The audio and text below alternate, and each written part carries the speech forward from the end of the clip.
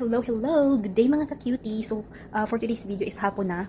Time check is 6:43. Ayan, and so, ayun ang oras and hapon na siya. Pero may nilalaga ako ditong pork shoulder kasi i-crispy pata ko siya. Since wala ako nung pangpata talaga yung legs, pwede na siguro ito. Para rin naman siyang pata na yung hugis. Ayan, pinapakuluan ko na siya.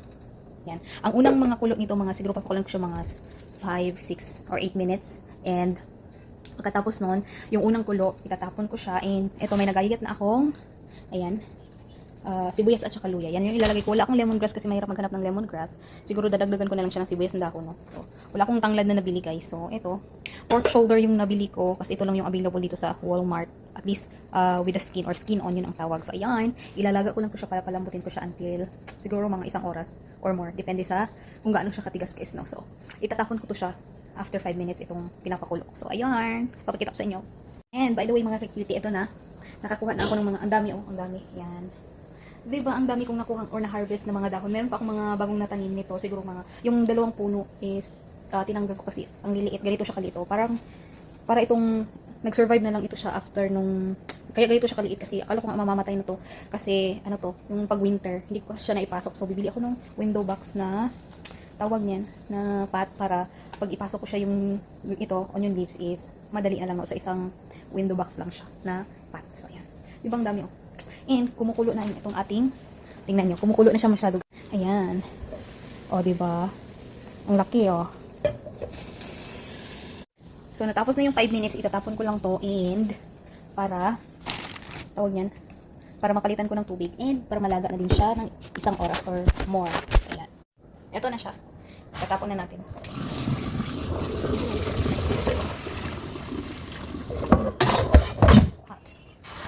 Malamig na tubig.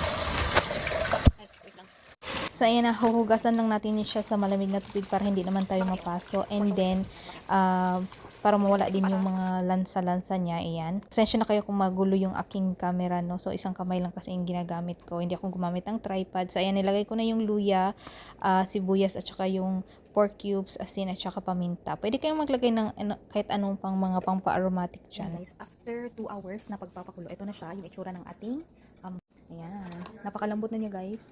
Ayan. So, ito. Isi-set aside na natin yan siya para tomorrow.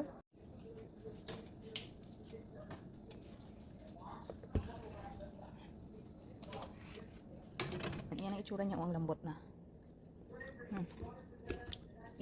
I-set aside lang natin yan. Malalamigin din. Ilagay natin sa ref.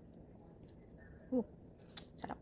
So, guys, today is ipiprito na natin ang ating itong pork, pero sa air fryer ko lang siya ipiprito. Medyo maingay yung background ko, but still, I'm gonna show you. So, ayan, magpapahid na tayo ng asin at saka minute ko lang yung video kasi napakaingay ng aking background, ng lakas ng TV yan. Hindi ko na siya i-deep fry kasi hindi healthy. At saka try ko lang muna to. And then, lalagyan na natin ng black pepper. And lulutuin na natin siya sa air fryer mga 20 minutes each side or depende na yun kung gaano kalaki. So, ayan. So, after 40 minutes na pagluluto, ito na yung itsura niya. 20 minutes each side, no? And, ito na yung itsura niya, guys. Napakalutong at saka perfect na pagkaluto natin, guys. Napaka-crispy din. And pasensya na kayo kung medyo maingay yung aking background kasi nga nanonood ng TV yung partner ko. But yan, makikita nyo naman na napaka-crispy. So, yummy! Perfect!